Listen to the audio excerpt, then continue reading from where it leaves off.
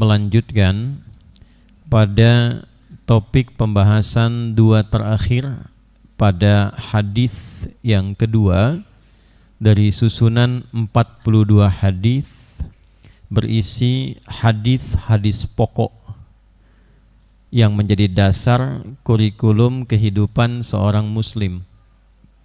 Jadi para ulama itu mengeluarkan intisari kehidupan seorang muslim secara garis besar. Pokoknya nanti ada kurang lebih sampai 40 hadis. Dari 40 ini disarikan dari hadis-hadis yang terangkum pada kehidupan Nabi Muhammad sallallahu alaihi wasallam sebagai dasar yang menjadi pedoman kehidupan bagi seorang muslim. Jadi ini dasarnya dulu. Dan telah banyak para ulama di berbagai masa mengumpulkan hadis-hadis terkait, termasuk di dalamnya Imam Yahya bin Sharaf An-Nawawi Ad-Dimashqi yang menghimpun sejumlah 42 hadis dan menamakannya dengan Al-Arba'in An-Nawawiyah. Nanti setelah selesai dasar ini 42 ini dasarnya, pokoknya. Nanti dikembangkan lagi dalam detil kehidupan, naik tingkatannya. Jadi kalau biasanya kita belajar bahasa dari tingkat dasar, kan? Kemudian berkembang ke tingkat menengah, baru terakhir kelas advance gitu kan, ke atasnya itu. Nah nanti dari 42 berkembang prakteknya dalam kehidupan secara sosial, maka dihimpun kembali 1896 hadis. Turunan dari sini nanti diberikan topik-topik yang berbeda, maka dikenal dengan Riyadhus Shalihin. Setelah itu nanti diteruskan pada pedoman yang kompleks lagi, menjadi kurikulum yang lebih tertata. Kurikulum yang tertata, at-tariqul wadih, jalan hidup yang jelas, disebut dengan minhaj namanya. Maka nanti kita temukan al-minhaj, mengacunya nanti pada ketentuan hadis-hadis Nabi, dan puncaknya akan kita temukan pada syarah Sahih Muslim dengan syarah Imam Nawawi 9 jilid, nanti kita akan temukan di sana. Nah sekarang saya mengingatkan kembali, kita masih mengaji di pokok yang dasar sebagai prinsip-prinsip dasar bagi insan beriman.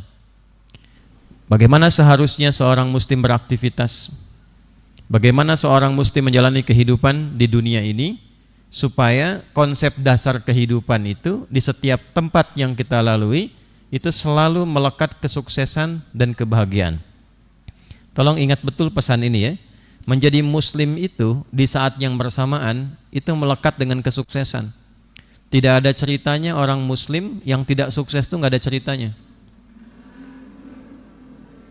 Nanti silahkan cek dalam perjalanan kehidupan umat Islam, ketika seseorang memeluk Islam, silahkan diriset dari pertama kali Nabi berdakwah, lalu orang-orang masuk Islam. Tidak ada ceritanya orang masuk Islam dan hasuna islamuhu, benar keislamannya, kecuali keislaman itu membimbing pribadinya menjadi semakin sukses dalam menjalani kehidupan, apapun profesi hidupnya. Silahkan dilihat.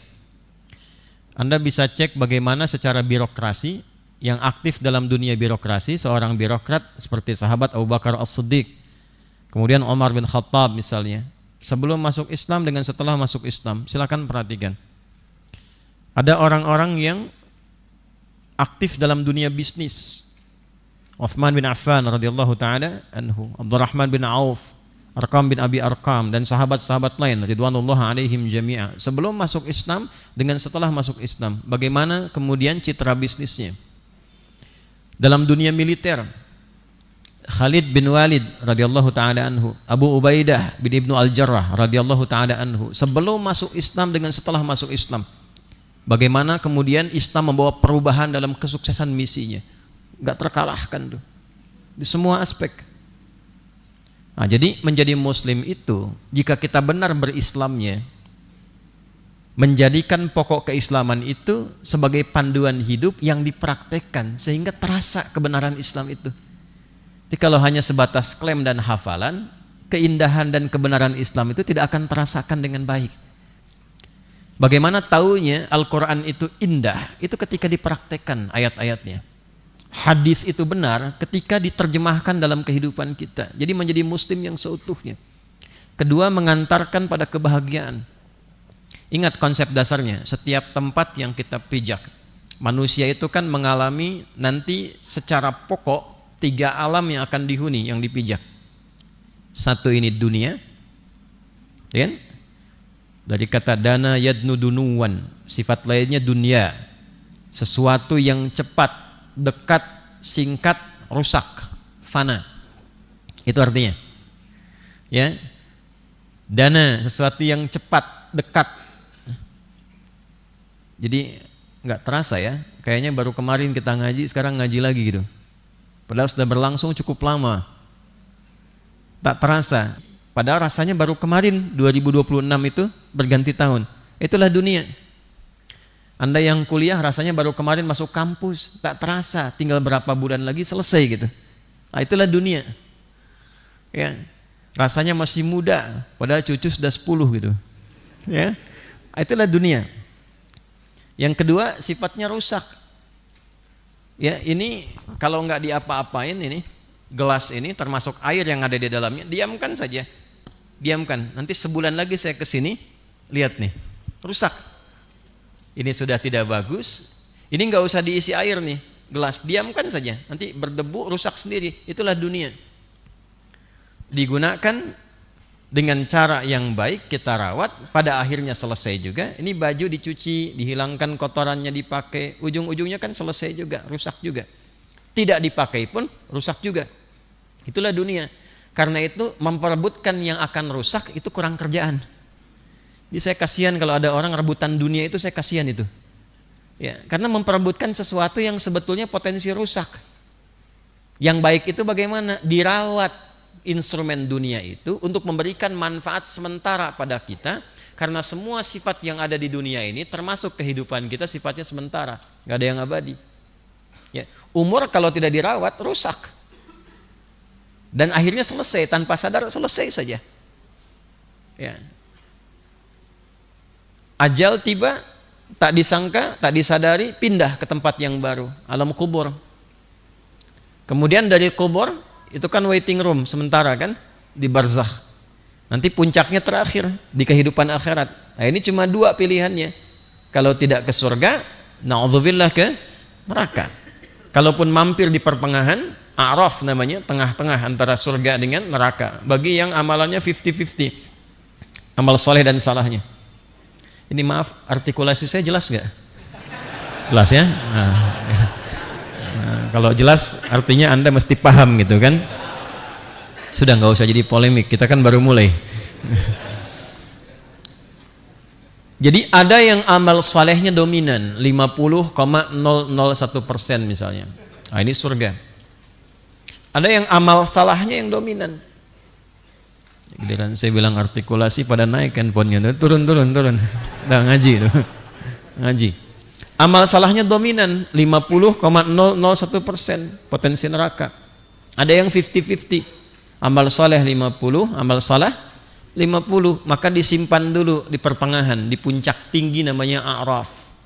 Terlihat keindahan surga, takut mendengar teriakan jeritan orang-orang neraka. Jadi kalau sesuatu yang membuat takut itu sedemikian dahsyat, kita menatap tuh nggak ada keberanian. Mendengar saja sudah takut, apalagi menatap. Itu sifatnya tuh. Anda habis kajian, itikaf di sini sampai jam 1 tuh. Keluar dari sini tiba-tiba dekat pohon tuh, dekat ATM ada suara. Gitu kan? Misal tuh. Anda berani natap nggak? Apa sih gitu? Ya, dengar aja nggak mau kan? Nah, ini digambarkan di dalam Al-Quran, bahkan dengan surahnya Al-A'raf itu. Jadi kalau ngaji masuk ke ayat 46 sampai 49 kita akan temukan kisah itu. Ya, wana ada ashabul A'raf. Para ashabul A'raf yang 50-50 amalnya itu minta sama Allah, udah nggak kuat, dengar aja udah nggak kuat, dengar saja sudah nggak kuat, dan ingin cepat masuk ke dalam surga. Nanti mereka itu dapat rahmat Allah, baru dimasukkan ke dalam surga setelah hisab selesai semua. Tuh, menakutkan tuh. Satu harinya bisa 1000 tahun. Kembali ke sini. Nah, jadi konsep dasarnya, saya bicara yang dasar dulu ya. Kalau sudah paham ini, nanti masuk kajiannya enak karena konsep dasarnya mengerti. Saya lebih senang Anda paham dibandingkan menghafal. Ya, pahami dulu, setelah paham kita praktekkan. Nah, ini kalau kita satukan, jadi pekerjaan dunia kita mesti mengantarkan kita untuk meraih bekal positif ke tempat selanjutnya. Karena konsep dasar perpindahan itu mesti ada bekal. Ini kan long weekend nih. Banyak orang ke Bandung, tidak mungkin dari Jakarta ke Bandung kalau nggak bawa bekal, itu mustahil. Begitu sebaliknya, setiap pindah tempat ada bekal yang dibawa. Dan setiap berpindah tempat ada hukum yang diikuti di tempat baru. Anda akan pergi ke Singapura, ke Malaysia. Anda ketika tiba di Singapura atau di Malaysia, Anda harus menaati hukum setempat. Termasuk ikut ke toilet pun ikut hukum toilet Malaysia. Nggak bisa hukum toilet Cicahem dibawa ke Malaysia misalnya. Diikutin hukum setempat, itu yang kita ikuti. Perangkat setempat itu yang kita gunakan. Mata uangnya sudah berbeda. Diselipin hukumnya mungkin ada penyesuaian. Setiap tempat ada bekalnya, ada hukumnya.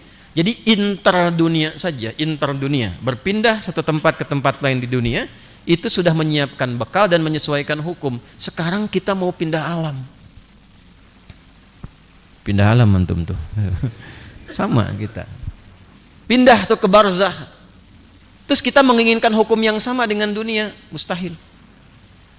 Perangkatnya pun kita lepaskan, menyesuaikan dengan tempatnya. Bajunya nggak begini lagi, dilepas semua perangkat dunia. Makanya diumumkan di masjid-masjid itu telah meninggal dunia, meninggalkan dunia dengan segala instrumen dan kelengkapannya. Selesai, pindah ke tempat baru.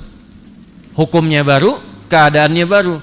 Pertanyaannya, apakah orang yang akan berpindah ke kubur saja sudah menyiapkan bekal yang positif supaya kehidupan di kuburnya berlangsung sukses dan membahagiakan, nyaman? Nanti dari situ pindah lagi ke puncak terakhir, bekalnya disiapkan enggak? Nah ini kalau enggak siap, persoalan. Bersyukurnya kita menjadi muslim, konsep kehidupan kita itu amalnya terintegrasi. Semua pekerjaan dunia itu, kalau kita kerjakan dengan pola yang benar, di saat yang sama juga mengumpulkan dan menghasilkan bekal perpindahan ke alam kubur dan ke akhirat. Ini yang semacam ini tidak ditemukan di keyakinan manapun, Anda boleh cek. Termasuk referensinya di kitab utamanya, di firman Tuhannya, Al-Quran kita punya, penjelasannya hadis, nabinya jelas, profilnya jelas, biografinya jelas, lahir di mana, tugas di mana, wafatnya seperti apa, keluarganya bagaimana. Tidak ada satupun di muka bumi yang sampai hari ini hidupnya jelas dari sebelum lahir sampai dengan wafat, meninggalkan apa bisa dilacak tempatnya, kecuali Nabi Muhammad SAW. Nah ini kurang apa lagi untuk membuktikan kebenaran Islam? Tapi tidak cukup sampai situ saja menjadi kebanggaan. Dipraktekkan petunjuknya. Nah, pola kita menjalani kehidupan di dunia tanpa meninggalkan aktivitas dunianya yang positif. Anda tetap aktif. Anda yang di dunia militer tetap jalani itu. Dan jangan tanggung sampai sukses. Anda yang belajar di kampus, silahkan kuliah. Anda yang jadi dosen, silahkan mengajar. Anda yang bisnis, silahkan bisnis. Yang dagang-dagang. Tapi bagaimana saat dagang itu dengan cara dan pekerjaan yang sama, saat dikerjakan mengumpulkan juga bekal akhirat.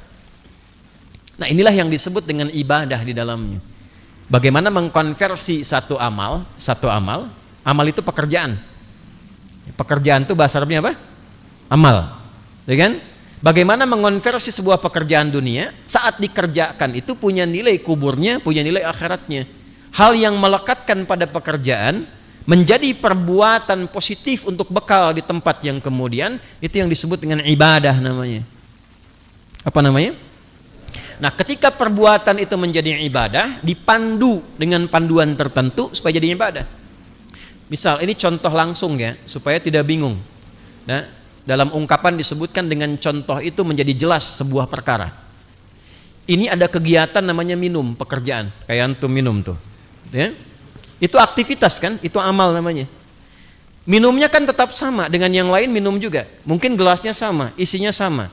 Tapi bagaimana caranya ketika kita minum, efek dunianya dapat, efek akhiratnya bisa diraih. Efek dunia itu menghilangkan haus kan, kegiatan minum itu. Caranya sama, sama-sama diambil dengan tangan kemudian diminum. Pembedanya apa? Ketika perbuatan amal ini diniatkan sebagai ibadah, dipandu oleh panduan agama dalam syariat. Khudh biyaminika ma yalik, ambil dengan tangan kananmu. Samillah, sebut nama Allah. Bagaimana caranya? Kul, katakan bismillahirrahmanirrahim. Paling singkat bismillah. Baru minum. Selesai satu, saya bukan ingin tunjukkan saya haus, bukan. Enggak, saya serius. Kalau haus saya minum banyak. Setelah kita minum sedikit misalnya, tutup dengan alhamdulillahirrabbilalamin. Selesai. Maka tidak ada bagian setan ikut dalam minuman itu. Walaupun sedikit jadi energi nanti. Energi yang positif, itu berkahnya. Poinnya adalah kegiatan minum menghilangkan haus. Bismillahirrahmanirrahim merubah rutinitas minum menjadi ibadah. Itu yang hadis pertama dulu. Nah, nanti ketika diucapkan bismillahirrahmanirrahim dengan ibadah, dituliskan poin bekal akhiratnya. 10 kebaikan. Merubah kegiatan dunia menjadi punya nilai ibadah, bahasa Al-Qur'annya disebut hasanah namanya. Apa namanya? Hasanah. Nah, nanti dari perbuatan hasanah itu diberikan kompensasi bekal akhiratnya, dituliskan. Itu yang kita sebut dengan pahala. Bahasa Qur'annya ajrun namanya. Apa namanya? Ajrun. Begitu perbuatan menjadi baik, ya, sesuatu yang dinilai baik oleh agama disebut soleh, amal soleh. Ya, perbuatan menjadi amal soleh, maka diberikan kompensasi untuk bekal pindah ke alam yang baru, namanya ajrun. Jelas? Baik. Nah, nanti ketika itu diberikan, perbuatannya disebut dengan hasanah. Sekali perbuatan hasanah, maka ada 10 ajrun di dalamnya. 10 pahala. Itu ditemukan di Quran surah ke-6 ayat 160. Quran surah ke-6 ayat 160. Man jaa'a bil hasanati falahu asyru amthaliha. Siapa yang mengerjakan satu perbuatan yang terkonversi menjadi bekal akhirat, maka dia mendapatkan 10 poin untuk akhiratnya.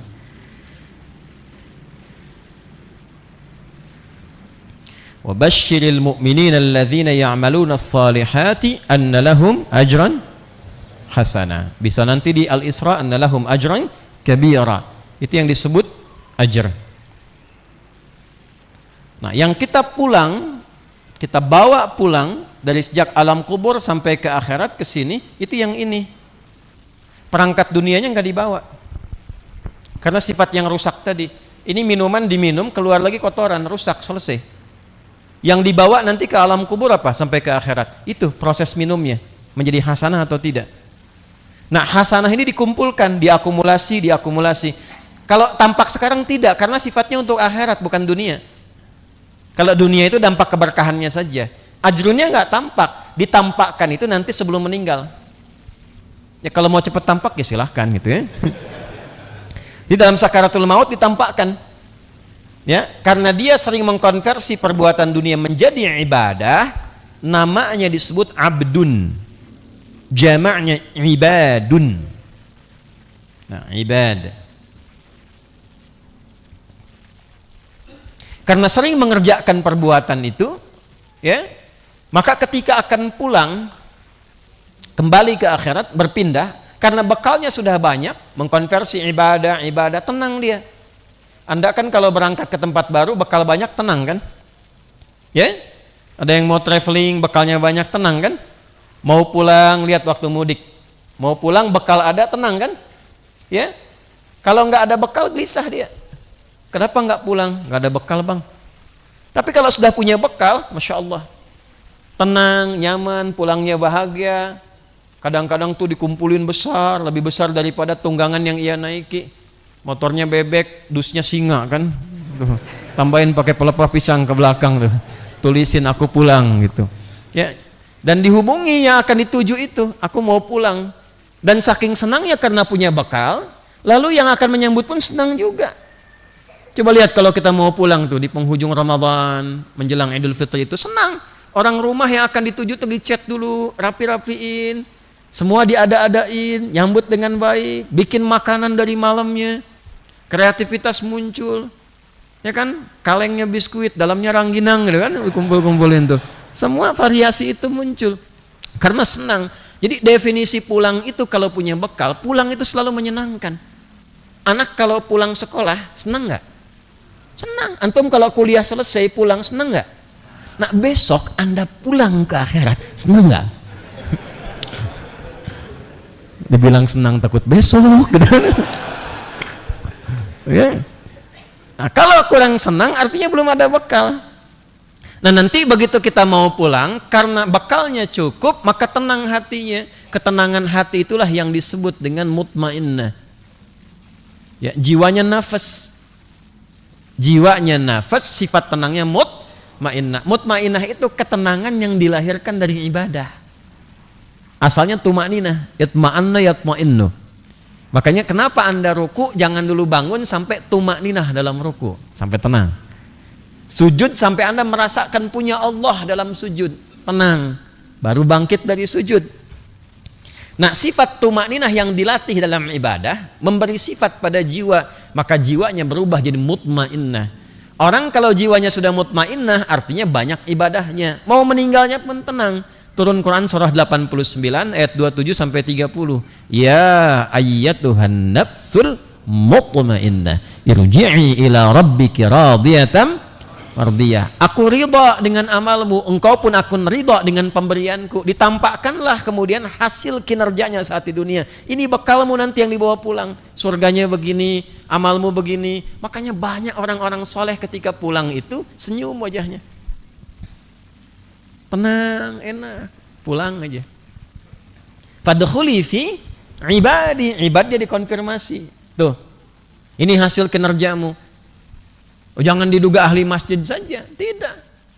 Ada yang berangkat ke kantor biasa, tapi di jalannya istighfar, di jalannya qiraat, murajaah, baca Quran tipis-tipis, itu kan? Ya, saat yang sama berbakti pada orang tuanya, kelihatannya biasa tapi amalnya luar biasa. Pulang, fadkhuli fi ibadi wadkhuli jannati, ini surga yang akan kamu dapatkan nanti. Makanya tenang. Nah saat nanti dia kembali dari dunia, pulang di yaumul hisab, dikonfirmasi hasanahnya. Saat di akhirat ditunjukkan, nih hasanah kamu nih. Maka menjadi konsep kehidupan di setiap tempat yang kita lakukan. Orang Islam tuh jangan tanggung. Kalau kerja sampai sukses, sampai bahagia, tapi niatkan ibadah, itu pembedanya. Jadi istri niatkan ibadah, jadi ibu niatkan ibadah, jadi anak niatkan ibadah, kerja niatkan ibadah. Nggak ada ruginya. Kalau meninggal nanti ada konfirmasinya. Maka di dunia itu harus jadi hasanah. Saat pulang ke akhirat ditunjukkan hasanahnya. Ini yang dimaksud di Al-Baqarah ayat 201 itu. Wa minhum may yaqulu rabbana atina fid dunya hasanah wa fil akhirati hasanah wa qina adzabannar. Nah, itu konsep dasarnya begitu. Nggak akan kehilangan dunia, tapi ikutkan pola dunia pada kepentingan akhirat. Dunia akan tunduk dan tidak akan kehilangan dunia. Sebaliknya kalau terlalu capek dengan dunia, akhirat dibawa ke dunia, akhirat nggak akan ikut, pasti turun. Ya, jadi kalau akhirat diikutkan pada dunia, dunianya akan naik, akhiratnya turun. Jadi kalau ada yang susah bangun, susah ngaji, itu barangkali kebanyakan dunia, walaupun tidak maksiat. Tapi kalau dibalik, ikutkan dunia pada akhirat, nanti dunianya tunduk, akan ikut, nggak akan kehilangan. Tapi kalau tiap harinya dunia, tanpa peduli dengan akhirat, dunianya mungkin sukses, mungkin mewah hidupnya, tapi akan gelisah ketika pulang, sulit, gelisah, dan gak ada yang dibawa. Dan celakanya akhirat selamanya, dunia sementara sifatnya gitu. Kenapa penting disampaikan? Karena ada yang terjebak dalam pola ini sehingga terlalu sibuk dengan kepentingan dunia, lupa bahwa dia akan pulang. Wa minan nasi may yaqulu rabbana atina fid dunya, bukan. Wa minan nasi may yaqulu rabbana atina fid dunya wa ma lahu fil akhirati min khalaq. Itu yang ayat 200-nya. Ada segelintir orang yang kesibukan dunianya membuat ia larut menikmati dunia, lupa dengan bekal pulangnya, sehingga nestapa ketika pulang di akhirat. Nah, untuk mencegah itu semua, para ulama kemudian meneruskan risalah Nabi dibimbing. Coba lihat sahabat-sahabat Nabi yang hadir membersamai Nabi, belajar dengan Nabi, dunianya sukses semua. Akhiratnya bahkan ada yang disebut masuk surga tanpa hisab. Lalu kurikulumnya diwariskan ke zaman sahabat, sahabat mendidik lagi generasi setelahnya, sukses juga. Masya Allah, jadi peradaban, pengetahuan berkembang. Nah, disaripatikan ini semua, ketemulah kemudian rangkuman dasarnya di 42 hadis. Dalam 42 ini, di antara yang paling populer Imam An-Nawawi dengan Al-Arba'in An-Nawawiyahnya, masuk pada pokok hadis yang kedua setelah yang pertama amalan qalbu, niat. Di hadis kedua kita telah bahas di pertemuan lalu tentang Islam, kemudian tentang iman, konsep dasarnya di ihsan, bagian akhirnya. Nah, sekarang kita akan menuju puncaknya, menggabungkan Islam, iman, dan ihsan dalam praktek kehidupan. Baru nanti yang terakhirnya kita tutup dengan perkembangan zaman di mana kita hidup menggunakan Islam, iman, dan ihsan itu sampai muncul di ujung tanda-tanda kiamat. Harus tahu zaman kita ini situasinya bagaimana. Dan sekali lagi kita bersyukur punya Nabi Muhammad sallallahu alaihi wasallam yang menjelaskan kepada kita tentang ciri-ciri setiap perubahan zaman. Itu harus paham. Jadi kita harus sadar bahwa kita ini umat akhir zaman. Nabinya Nabi akhir zaman. Sejak Nabi dilantik menjadi Rasul, ditetapkan sebagai Rasul, itu sudah khatamul anbiya wal mursalin. Nabi penutup, Nabi akhir zaman. Iqtarabatis sa'atu wansyaqqal qamar. Rembulan telah terbelah, tanda bahwa ini akhir zaman. Sampai ke puncak kiamat nanti puncaknya. Jadi ngaji akhir zaman itu jangan digambarkan kiamat saja, bukan. Akhir zaman itu adalah akhir dari waktu berkehidupan manusia sampai puncaknya, sampai habis kehidupan dunia ini. Nah, dari mulai Nabi dilantik sampai akhir puncaknya, wallahu alam nanti berapa tahun, berapa lama. Tapi nanti ada periode, kata Nabi, ada zaman seperti ini cirinya, zaman seperti ini cirinya, zaman seperti ini cirinya, masalahnya begini, problemnya begini, solusinya ini. Bagaimana menjadikan pedoman Islam, iman, dan ihsan mengatasi persoalan di zaman kita. Kalau tidak paham masalahnya, sulit kita mendapatkan solusinya. Analisis, mitigasi dulu. Nah, ini poinnya. Jadi jangan sampai ngaji akhir zaman bahas kiamat saja gitu ya. Itu sudah nggak dibahas pun terjadi juga. Pertanyaannya, persiapan apa yang kita siapkan? Karena kalau sudah kiamat, orang beriman meninggal semua. Saya, antum, kita nggak akan mengalami kiamat, wafat semua. Yang harus kita tahu itu sebelum kiamat kecil, sebelum kematian kita, sebelum kita wafat, kita hidup di zaman seperti apa, tandanya bagaimana, nah solusinya apa mengatasi persoalan-persoalan itu. Sebelum sampai ke solusi, kita bahas dulu gabungan antara Islam, iman, dan ihsan, dan praktek ketiganya dalam kehidupan. Sampai kita uji malam ini kita di level yang mana. Apakah masih di Islam, sudah naik ke iman, atau sudah sampai ke ihsan? Lalu prakteknya dalam kehidupan seperti apa? Kenali zamannya bagaimana? Nah, kenali zaman ini kita akan teruskan nanti pada materi yang di pertemuan selanjutnya. Baru selesai hadis yang kedua, pindah ke hadis yang ketiga. Paham insyaallah? Konsep dasarnya dipahami ya? Nah, sekiranya kalau sudah paham, saya cukupkan muqaddimahnya, baru kita masuk pada inti bahasannya. Ini baru muqaddimah loh. Belum kita mulai nih. Sekarang baru kita mulai ya. Bismillahirrahmanirrahim. Saya sudah bacakan hadisnya, jadi saya langsung masuk ke pokoknya ya. Insyaallah kan sudah saya talaqikan juga dan sudah saya ijazahkan insyaallah. Baik.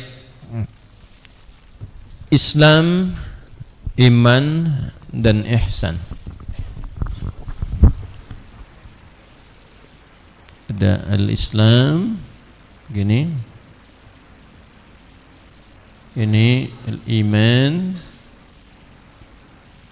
yang ketiga al-ihsan ya. Kalau ada rumus, ini rumus cepat di bahasa Arab ya, 4 huruf tanpa alif lam, yang iman, Islam, ihsan, ikhlas, kita ingin robah jadi orang pemiliknya, gunakan rumusnya MUI. MUI. MUI. Jelas? Halo? Mu. Ini, buang alif lamnya dulu. Ini buang, kalau dibuang alif lamnya jadi Islam gini kan, Islam. Nah, ini ganti jadi mim, mu gini. Oke? Jadi kalau sudah begini, ininya tetap mati. Huruf sebelum akhir dikasih harokat i. Karena ini alif itu tidak bisa menerima harokat. Alif itu hanya membantu bacaan jadi panjang. A, fathah, fa-nya dapat alif, fa. Yang punya harokat itu namanya hamzah. Jelas? Baik, alif tidak menerima harokat. Karena itu buang alifnya, lamnya yang mendapatkan harokatnya, i. Jadi muslim, mu'i, muslim, iman, mu'i. Jadi mu'min, ikhlas, mukhlis, ihsan, muhsin. Gampang kan? Baik ya. Ikram, mukrim. Gampang. Ihram, muhrim. Jelas ya? Nah, gampang, bahasa Arab gampang tuh. Ya, betul saya serius, gampang bahasa Arab tuh. Saya itu tinggal cukup lama di Arab. Saya lihat anak-anak yang kecil-kecil tuh saking gampangnya udah bisa bahasa Arab tuh. Saya serius tuh. Saking gampangnya. Anda bilang, "Oh, ini kan tinggal di Arab, orang Arab." Unta itu ribuan tahun di Arab. Nggak bisa bahasa Arab tuh. Tapi kan itu binatang, Ustadz. Beo Bandung bawa ke Jeddah misalnya tuh, ya kasih tahu 3 hari tuh, assalamualaikum, bisa dia tuh. Poinnya apa? Asal kita filosofisnya mau kita berusaha, maka segala sesuatu itu mudah kita dapatkan. Apalagi manusia itu makhluk keren. Oleh Allah diberikan semua instrumen dalam dirinya yang memudahkan ia beradaptasi dengan lingkungannya. Nah, untuk instrumen bahasa itu lisan kita itu. Nanti dari 7 tahapan, nanti di dalam lisan ini keunikannya dibuat sedemikian ringan tanpa tulang, salah satunya untuk memudahkan kita berkomunikasi. Dan dahsyatnya orang Indonesia itu paling keren. Lidahnya sudah dilatih berkomunikasi dari beragam suku. Beragam bahasa kan banyak di kita itu. Karena ringan melatih itu sehingga pakai bahasa apapun adaptasinya mudah. Dan seperti penuturnya. Coba lihat, nggak akan bisa dibedakan orang Chicago bahasa Inggris. Ketika dia bicara bisa seperti orang Chicago. Bahasanya tuh luas. Ya, saya waktu 2010 itu tugas di Mekah. Mekah. Saya temui seperti seorang syekh, badannya besar, jenggotnya panjang begini, badan besar di jalan. Saya katakan begini ketemu, "Assalamualaikum syekh, kaifa haluk?" Apa jawabannya? "Dabdi mati tasik." Dabdi mati tasik gimana? Ya, ini menarik tuh. Balik ke sini ya. Muslim. Kalau kita ingin tambahkan banyak. Nah, kalau sudah begini bentuknya muslim, mukmin, ke atasnya apa? Muhsin. Kan kita ingin rubah jadi praktek menjadi orang kan? Cukup teorinya selesai, kita lebih banyak praktek. Sekali lagi, tidak akan terasa keislaman itu kalau tidak dipraktekkan. Kalau ingin dipraktekkan, pelakunya ada, rubah menjadi orang. Agamanya, syariatnya Islam, dinnya Islam. Kita praktekkan, kita menjadi apa? Muslim. Nah, sekarang harus menjadi muslim, dipraktekkan pedoman keislaman itu supaya terasa keislamannya sebagai muslim. Kalau sudah muslim, konsep begini kalimatnya, mukmin, muhsin, itu asalnya mencakup laki-laki dan perempuan sepanjang tidak dikhususkan. Mudzakkar itu punya fungsi umum sepanjang tidak dikhususkan. Kalau ingin spesifik mengkhususkan, membedakan gender, tambahkan ta di ujungnya untuk perempuan. Jelas? Muslim untuk perempuannya muslimah. Mukmin, mukminah. Gampang, tinggal tambah ta di ujungnya. Muhsin, muhsinah. Shaim, masuk ya. Tambah. Nah, untuk mengkhususkan, sepanjang tidak dikhususkan, tidak dibedakan, berarti mencakup laki-laki dan perempuan. Misalnya ada surat Al-Mu'min, apakah surat itu untuk laki-laki saja? Tidak, sepanjang tidak dikhususkan. Jelas? Baik.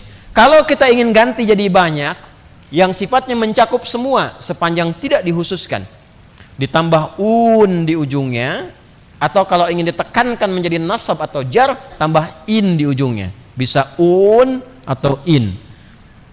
Muslim tambah un jadi muslimun. Kalau ingin ditekankan menjadi apa? Muslimin. Wa ana minal muslimin. Wajjahtu wajhiya lilladzi fataras samawati wal ard hanifan muslima wa ma ana minal musyrikin. Inna salati wa nusuki wa mahyaya wa mamati lillahi rabbil la syarikalah wa bidzalika umirt wa ana minal muslimin. Bisa wa ana awwalul muslimin wa ana minal muslimin. Dijadikan sebagai bagian dari Islam, orang Islam, tapi ditekankan sifatnya. Saya benar-benar orang Islam. Itu maksudnya. Saya benar-benar orang Islam. Bukan sebatas saya juga orang Islam, tidak. Min di sini memberikan penegasan, penguatan. Makanya nanti ada juga redaksinya wa ana awwalul muslimin. Seperti Quran surah yang ke-6 ayat 163 itu. Oke? Okay?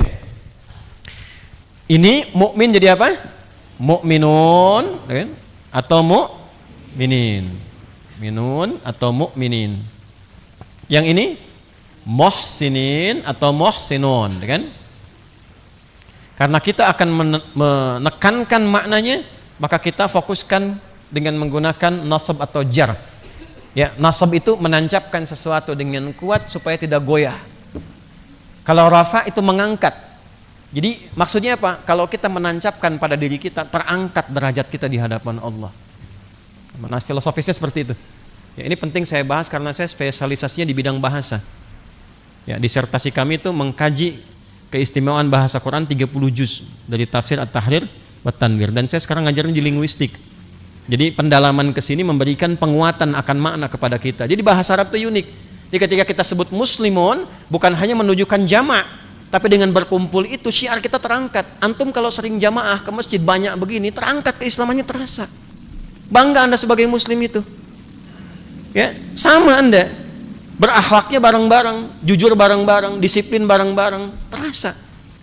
Makanya kalau mau ikomat, kalau mau terasa kenikmatan sholat saat akan ikomat, jangan pas lagi duduk-duduk, suruh bangun dulu semua. Kami kalau di luar itu, di Timur Tengah itu, bangun dulu semua. Bangun, baris, rapi, sudah baris, sudah rapi, baru ikomat. Itu terasa ada saf yang kokoh itu. Allahu Akbar, Allahu Akbar. Satu masih sandaran, satu masih tiduran, begini. Satu balas chattingan begini. Nggak terasa. Bangun dulu, rapi, simpan, matikan handphone, selesai. Rapi, begini, komat. Allahu Akbar, Allahu Akbar. Terasa benar getarannya ke sini. Lalu imam melihat kan, satu-satu. Ya. Kami waktu di Tripoli jadi amin khutbah itu kita jalan tuh lihat sapnya runtutin. Baru kita katakan istau, rapatin yang benar. Tegak. Ya. Istaqimu, fokus siap-siap. Sawu sufu fa inna tasfiyatas sufuf min iqamatis shalah. Rapatin, rapikan supaya bagus, rapi baru dimulai. Dan itu tidak harus pakai bahasa Arab. Yang dipahami oleh makmumnya. Jadi ada bahasa-bahasa yang tidak harus Arab, kecuali bahasa-bahasa paket syariat seperti adzan, nggak usah diterjemahkan, nggak usah dirubah juga, maknanya hilang. Allahu Akbar, menggema, kejiwanya menghujam. Coba-coba ganti, nggak akan enak. Oh Jawa Barat nih, Allahu Agung, kan? Terdepok, Tuan dua gede katanya kan, nggak nyambung, hilang, syiarnya hilang. Quran gak bisa terjemahkan. Quran itu unik.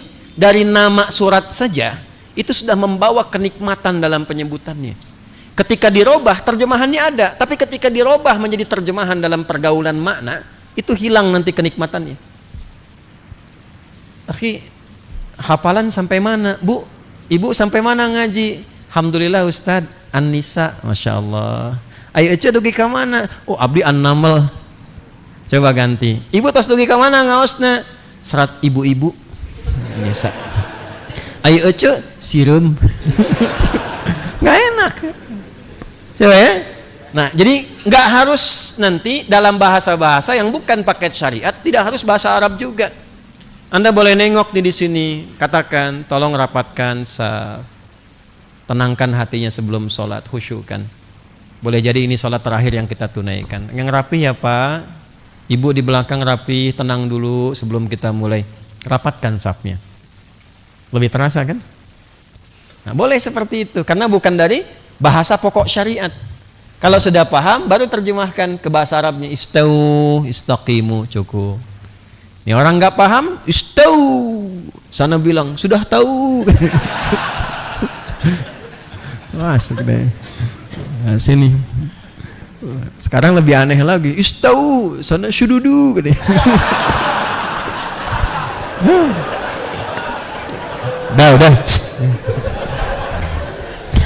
Supaya nggak ngantuk aja, supaya nggak ngantuk. Nah, dunia makin aneh maksudnya. Nah, sekarang yuk. Islam orangnya siapa? Muslim. Iman? Ihsan? Kalau kita ingin praktekkan ketiganya, rubah jadi bentuk orang. Muslim, mukmin, muhsin. Muslimin, mukminin, muhsinin. Kenapa kita fokus ke nasab dulu? Nasabar rajulu asahu fil ard. Seseorang menancapkan tongkat dengan kuat, tidak goyah. Tancapkan pedoman keislaman itu pada jiwa kita, jangan goyah. Baru terasa nikmatnya, baru terangkat derajat kita. Itulah yang kita dapatkan al-Islamu ya'lu wala yu'la alaihi. Islam itu tinggi dan gak ada yang bisa menyaingi. Bagaimana terasa pedoman keislaman itu tinggi kalau dipraktekkan, gak ada saingannya. Nah, sekarang di level mana kita berada? Di pertemuan yang lalu kita sudah bahas makna ketiganya. Sekarang kita lihat dengan parameter itu, ukuran itu, di mana level kita berada. Standar yang pertama, paling pokok, paling dasar, kalau sudah memeluk agama Islam itu minimal mengamalkan pedoman-pedoman keislaman. Disebut muslim. 41 kali kata ini ditemukan dalam Al-Quran. Muslimin.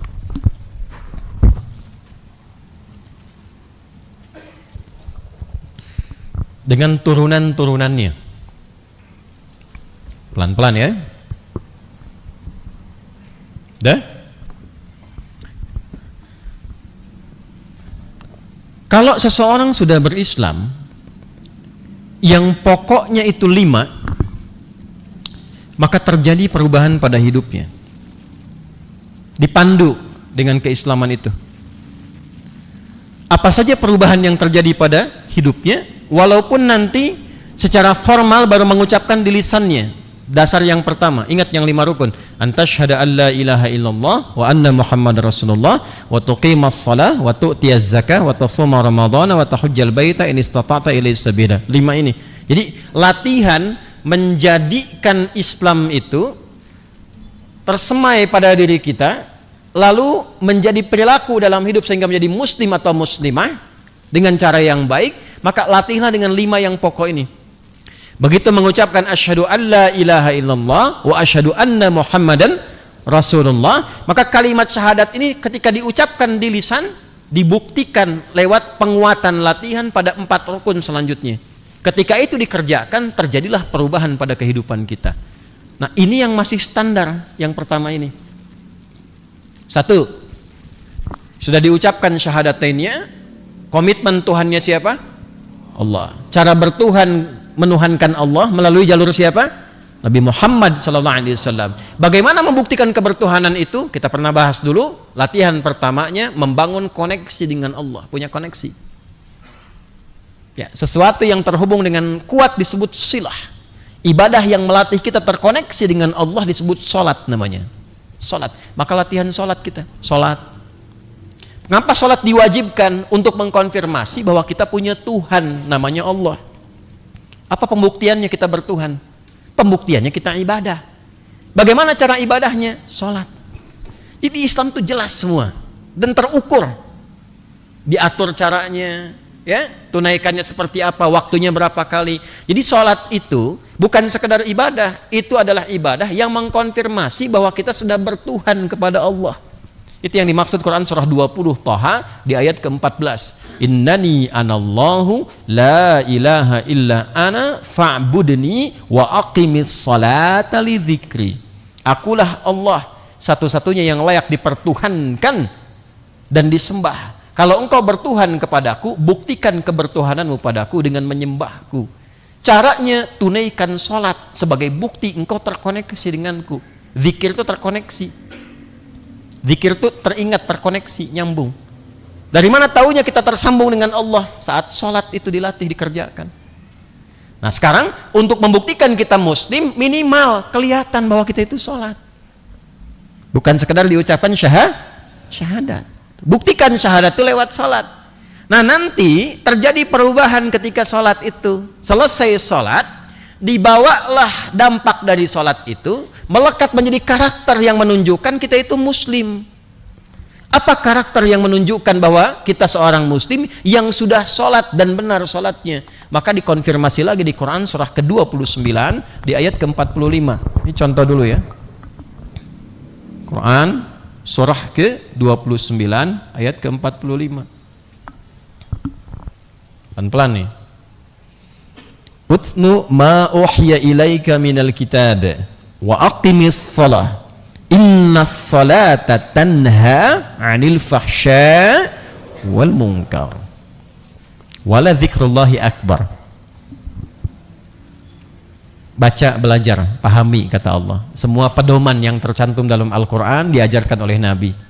Tunaikan salat supaya terkoneksi dengan Allah. Kalau engkau benar salatnya, salat itu membuat engkau menjadi orang baik yang terbebas dari dua sumber keburukan. Di intinya sholat itu kalau benar dikerjakannya pasti merubah kita menjadi muslim yang sejati. Ciri muslim itu pasti baik. Persamaannya begini, muslim sholat baik. A, B, C. A sama dengan B sama dengan C. Bila A sama dengan B sama dengan C, berarti A sama dengan C juga. Betul kan? Halo? Orang Islam itu untuk membuktikan keislamannya benar, dia sholat. Untuk menunjukkan dia punya Tuhan, membuktikan syahadatnya. Muslim itu yang mempraktekkan dasar keislaman yang ada 5. Yang pertamanya apa? Syahadat kan? Syahadatin, asyhadu an la ilaha illallah wa asyhadu anna muhammadan. Untuk membuktikan dia syahadat itu dengan lisannya, buktinya dia sholat. Dari kata silah yang mengoneksikan, terkonfirmasi dia punya koneksi Tuhan, namanya siapa? Allah. Begini. Nah sini, sholat konfirmasi bahwa dia sudah muslim. Jelas? Nah kalau sholatnya benar pasti jadi baik. Inna sholata tanha 'anil fahsya wal munkar. Untuk mengetahui hakikat sesuatu, cari lawannya. Ya, baik lawannya apa? Buruk. Lawan dari baik itu buruk. Artinya kalau semua keburukannya sudah hilang, muncul baiknya. Kalau orang tidak berbuat baik, muncul buruknya. Semakin kita tekan buruknya, naik baiknya. Kalau hilang siang, muncul malam kan? Kalau malam hilang, muncul siang. Jadi kalau kita sudah bisa menekan sumber-sumber keburukan, otomatis jadi baik. Gampang Pak kalau pengen jadi baik itu, jangan berbuat buruk. Itu aja. Nah sekarang apa yang menyebabkan seseorang jadi buruk? Cuman 2 pokoknya. 1 fahsya, 2 mungkar. Itu aja. Itu tugas kita selama hidup kalau pengen jadi orang baik, pengen suami baik, pengen jadi istri yang baik, ibu yang baik, ayah yang baik, anak yang baik. Cuman gampang, 1 aja. Tinggalkan keburukannya. 2 sumber ini dilatih dari kecil. 1 fahsya, 2 munkar. Fahsya itu keburukan yang sumbernya dari sini, dari syahwat bawah. Maaf ya, pornografi, porno aksi, kata-kata kotor, jorok, penyimpangan seksual, LGBT dan segala turunan-turunannya, itu semua masuk kategori fahsya. Jadi tidak mungkin ada orang sholat kata-katanya kotor, itu mustahil. Karena kalau benar sholatnya, sholat itu melatih seseorang, organ tubuhnya itu pasti baik, terhindar dari yang fahsya. Dan persamaan ke A-nya yang muslim, otomatis orang Islam itu pasti lisannya baik. Orang Islam itu pasti tangannya baik, karena tangan ini pernah dipakai sholat. Lisan ini baru memulai sholat, sudah Allahu Akbar, mengoneksikan, saya punya Tuhan yang paling agung, satu-satunya Tuhan, Allah. Tuhannya maha baik, masa hambanya nggak baik? Malu punya Tuhan Allah maha baik, hambanya nggak baik, tuh malu. Ya, merusak nama baik Tuhan itu. Anda TNI punya korps misalnya, terus menyimpang dari ketentuan, kan merusak korps nama baik, ya kan? Anda punya keluarga berbuat buruk, tanya anak siapa sih itu, ya kan? Bapaknya yang kena, merusak nama baik keluarga. Nah ini punya Tuhan maha baik, maha pengampun, maha sayang. Tuhannya maha baik, hambanya menyimpang, malu dong. Gimana nanti pulang menghadap Allah? Jangankan pulang menghadap Allah, masa, maaf ya, lisan bohong, terus menghadap Allah dalam sholat, Allahu Akbar, nggak malu nih? Tuh handphone yang dipakai ngerekam tuh, isinya apa tuh? Terus dimasukin ke saku dalam sholat. Di dalamnya pernah ada gambar-gambar yang tak baik dan sebagainya, apa nggak malu? Di Muslim itu kalau benar Muslimnya dipraktekkan, maka nanti muncul definisi dari itu. Nabi terangkan lagi ke bawahnya. Misal apa? Di Al-Bukhari nomor hadis berapa? 10. Di Muslim nomor hadis berapa? 40. Rawinya siapa? Abdullah bin Umar bin Khattab radhiyallahu taala anhuma, dari Nabi sallallahu alaihi wasallam. Hadisnya bunyinya bagaimana? Al-muslimu, seorang muslim itu kalau benar keislamannya, man salimal muslimuna. Di redaksi lain, versi yang lain, man saliman nasu min lisanihi wa yadihi. Orang muslim yang sejati itu adalah orang yang mampu memberikan kenyamanan pada orang di sekitarnya dari keburukan lisan dan tangannya. Tuh, contoh. Pertanyaan, sudahkah sholat kita membuat kita terbebas dari perbuatan fahsya? Nih. Nanti kalau sudah masuk ke kajian yang terakhir nanti, di hadis yang kedua, ingat kita baru ngaji 2 hadis dari 42, itu udah setahun pun belum selesai. Nanti bagian penutupnya itu menjelaskan ciri-ciri perubahan zaman sampai ke akhir. Jarang ada yang dibahas nih. Nanti semakin berpindah waktu, tingkat kriminalitas dari fahsya dan mungkar itu berkembang semakin kompleks, bertambah ini. Itu masuk kategori fahsya. Zaman Nabi Lut, Bu.